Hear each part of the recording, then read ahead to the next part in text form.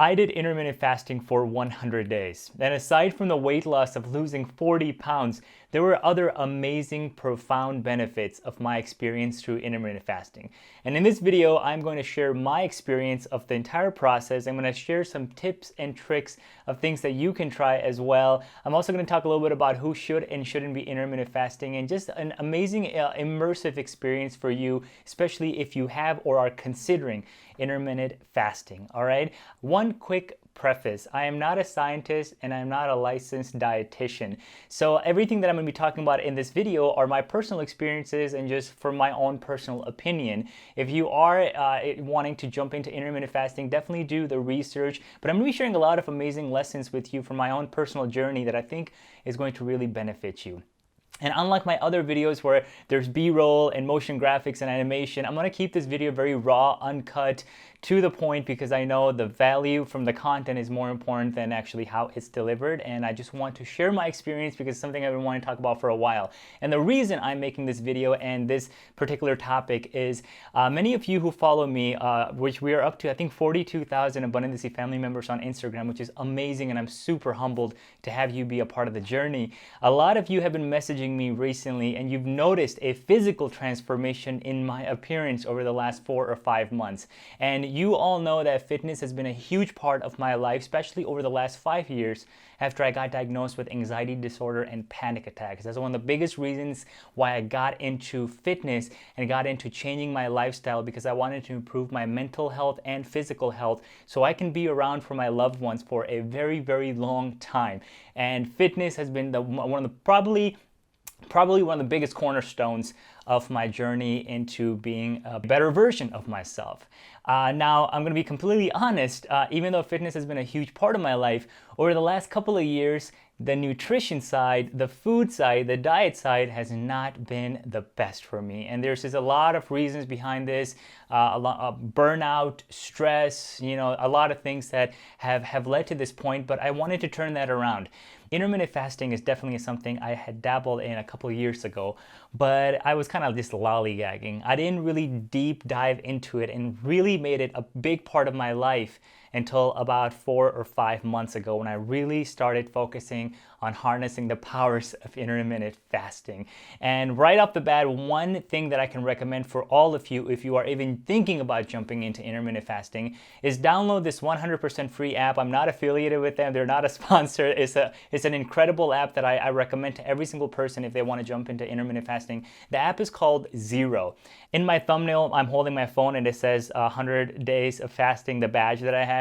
That was through the Zero app. And it's a really fun app, and it's really simple because it just tells you when you started your fast and when your fast is ending, but there's a history meter to it. It shows you your biggest streak, your longest streak, and as a matter of fact, since recording this video, I'm actually at 135 streak on my intermittent fasting journey. I'm sharing the first 100 days, but it's going to be very obvious as you watch this video that intermittent fasting is going to be part of my life moving forward. It's a lifestyle. It's become a lifestyle, and I can't see myself going back to a non-intermittent fasting lifestyle. Okay, so let's talk about intermittent fasting and what it is. Again, I'm not a scientist, so I'm not going to jump into too much of the details of how it works, what it is, but I'm just going to kind of break it down for you really quickly. When people hear the word fasting, they immediately think of starving, and they think, I cannot starve myself. I cannot be starving my body, and that is not what it is, okay? Fasting is not starving. Fasting is essentially just going a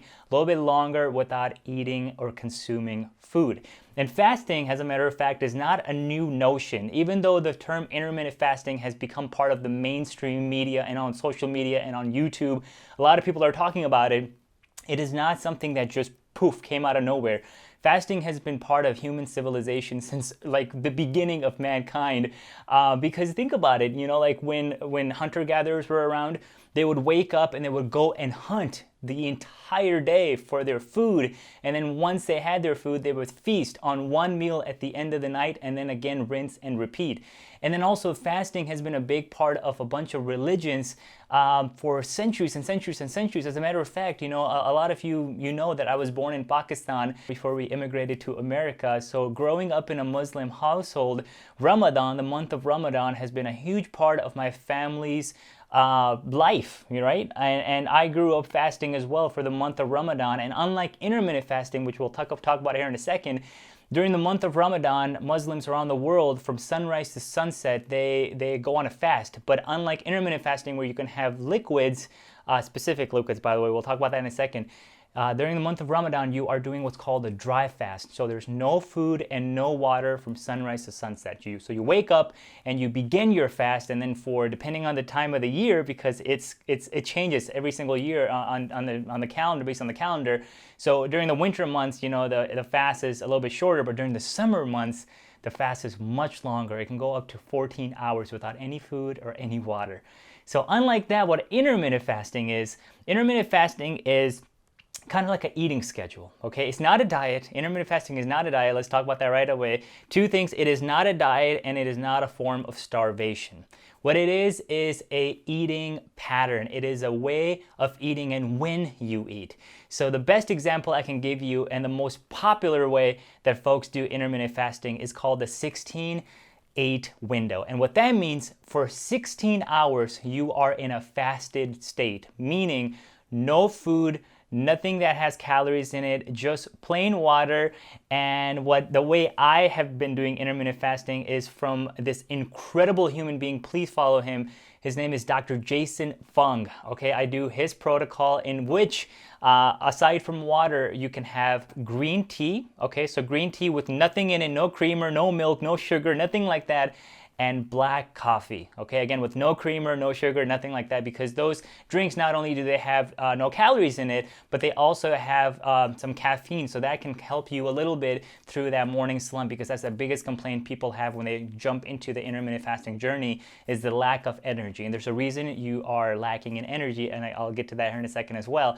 So the protocol that most people will follow is a 16-8 window. So for 16 hours of the day, you are in a fasted state, meaning no calories, no food, just water, green tea, or black coffee, as much as you want, by the way.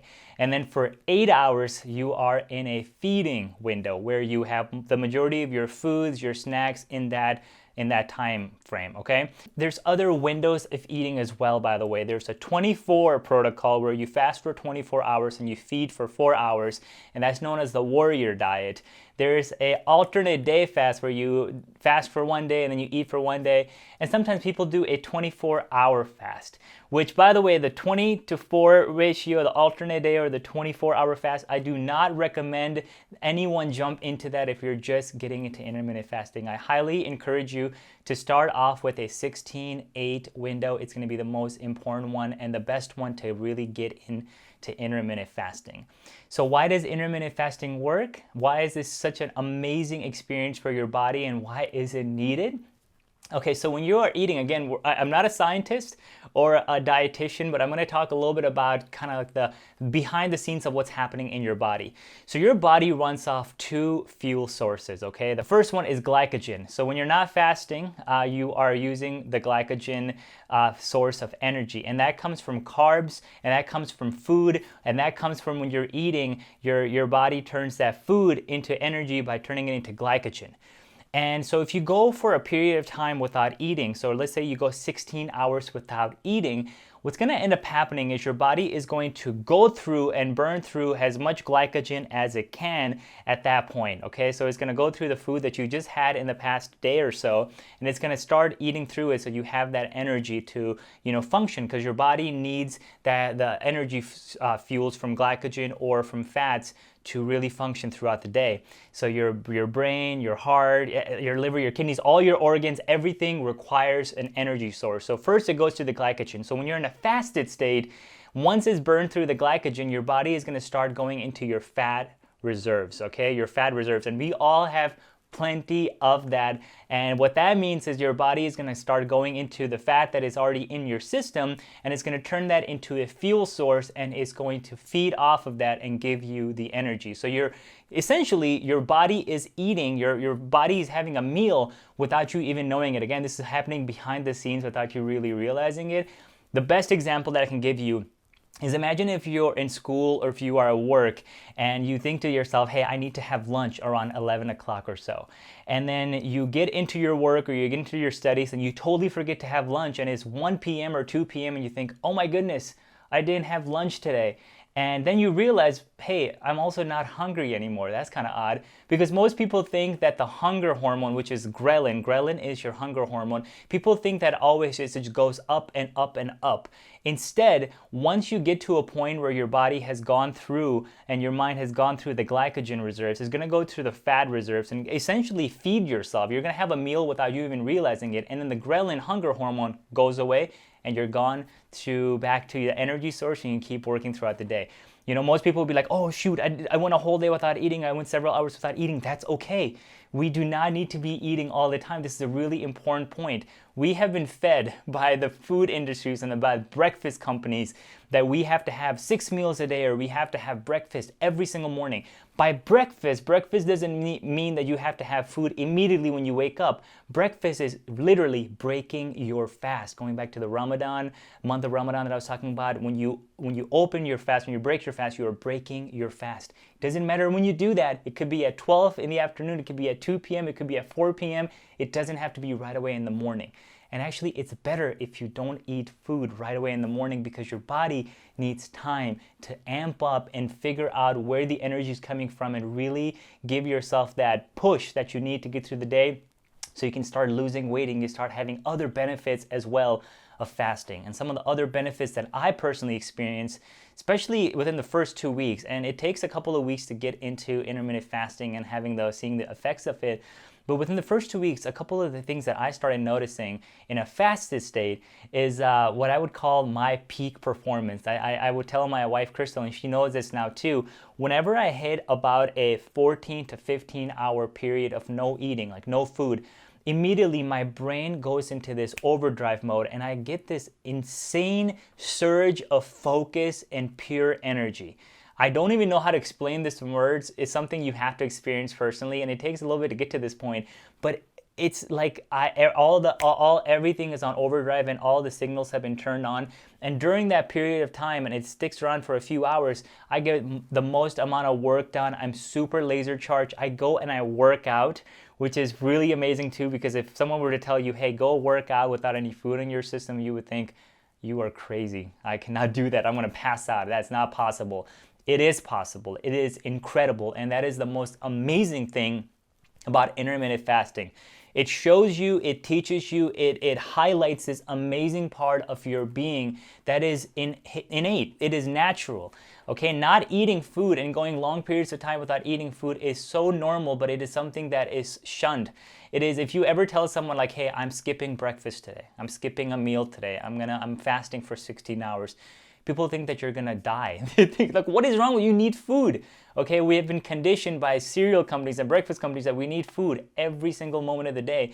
You know, it's amazing that we have so much access to food. You know, in the majority of countries, majority of people around the world have a lot of access to food, which is amazing. And there's a lot of countries, obviously, especially the developing countries, where there's regions where people don't have access to food.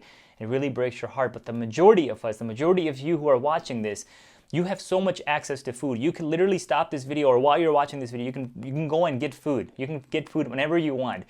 It is amazing that we have access to all this food, but it is a recent luxury. It is a modern day luxury for us to have access to all this food. We were never supposed to have access to all this food, but we do, and that's okay. And that's something you have to remind yourself. You have food around you at all times, but it does not mean you have to be eating food all the time. Okay? Skipping a meal, fasting for a little bit of time, fasting for a prolonged period of time, it is a good thing. It is good for your body. It allows your body to restore. It allows your mind to fuel. It allows your system to be like, really take a pause and energize themselves.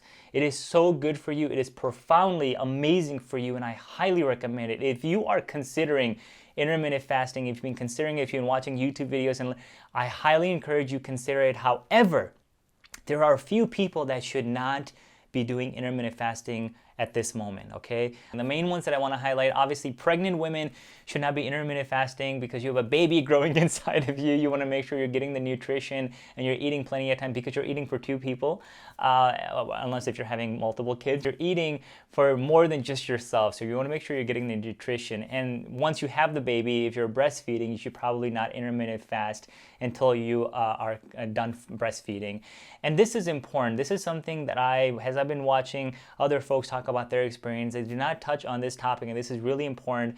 If you have a history of eating disorders, okay, if you have had a history of anything that is related to eating disorders, bulimia, anorexia, binge eating, anything like that, I highly recommend, please, please, please do not jump into intermittent fasting until you have a relationship that is a little bit more stronger with food, okay? Again, I don't want to touch on that topic because that's a completely deep-rooted subject matter, but if you have a history of eating disorders, please, please, please do not do intermittent fasting, because I've heard horror stories of folks who have eating disorders that go into intermittent fasting. It flares up their eating disorder if they haven't had any issues for several years. And the reason being is it does trigger your mind into thinking that, oh, I can go a long period of time without eating, and then when I do eat, I can just binge. Okay, intermittent fasting, neither is it starvation, and it also isn't about binge eating. It is not about just feasting. It is not about just going ham, going to town. It is still about being very careful and cautious of what it is you're putting in your system. That's another beautiful benefit of intermittent fasting. It teaches you innately, in a very natural way, that you should be giving your body the fuel and the energy that it really needs. When it is time for you to break your fast and have your first meal, you do want to reach for the things that are healthier. You want that salad, you want the fruit, you want the things that your body is going to really need. Eventually, and that's something that I noticed within a couple of months, is I was craving processed foods and fast foods and greasy foods and fried foods much less than I was actually craving like the healthy foods, like oily fishes. I love fish. Fish is, I absolutely, if I could have fish for every meal, it sounds disgusting, but I love fish, especially like salmon and cod fillets. You know, those things were what I was craving. I was craving like sweet potatoes and eggs, like just really, really nutrient-dense foods. And you will experience that because your body is telling you like, hey, give me the good foods. And plus, if you've been fasting for 16 to 18 hours, you want to have the good foods because you don't want everything to go to waste. Now, here's a really important thing, and this is something for all the Muslims out there, folks from Pakistan, and anyone who partakes in Ramadan. This is something that I learned a couple months ago as I was going into my first few months of deep diving into intermittent fasting. Is my dad and my family members have constantly told me during the month of Ramadan, they say, hey, I'm so excited for Ramadan, other than fasting for the month on a dry fast, meaning no water, no calories, nothing, literally a dry fast. They're always excited, like, Arslan, I'm so excited to lose weight. I'm gonna lose so much weight. And the majority of my family members and the majority of people that partake in the month of Ramadan, they end up gaining weight, if not maintaining, but mostly gaining weight. And they're always confused, like, Arslan, why am I gaining weight? And I understand now why. Ramadan has its own reason and purpose behind it, and why dry fasting is really important, the reasoning behind it, which I won't get into. But first of all, the human body, we need water. We're made up of 70% plus water, so we need that constant source of hydration. So that is why intermittent fasting works, because as you're drinking water throughout the day, when it comes time for you to eat, you're most likely to consume less food. And the reason people gain weight during Ramadan is, this is no joke. I'm not making this up. And if you fasted during Ramadan, you know exactly what I'm about to talk about. Let's say you go 14 hours without eating during Ramadan. What ends up happening is when you break your fast in the evening, okay, you go sunrise to sunset without eating any food or drinking any water or any kind of liquids. When you break your fast in the evening time, what ends up happening is we have a feast. There is so much food, like an absurd amount of food. And let's say your average calorie count for the day, like let's say you're supposed to consume like 2,500 to 3,000 calories in a day for you to maintain or lose weight. The whole idea behind caloric deficit and losing weight is really important, but let's just say that you're supposed to consume just 3,000 calories a day for your weight, for you to either maintain your weight or lose your weight. When time comes for you to break your fast during Ramadan, I've seen it and I'm guilty of this, I've done this as well, we end up consuming anywhere from 6,000 to 7,000 calories of food in one sitting, because you are literally feasting, you are starving. At that point, you are starving, and your body is so depleted of energy reserves, you are dehydrated, so you are just chugging water and chugging chai and chugging mango lassis and smoothies and all this stuff, and just going to town on this food, which is loaded with carbs.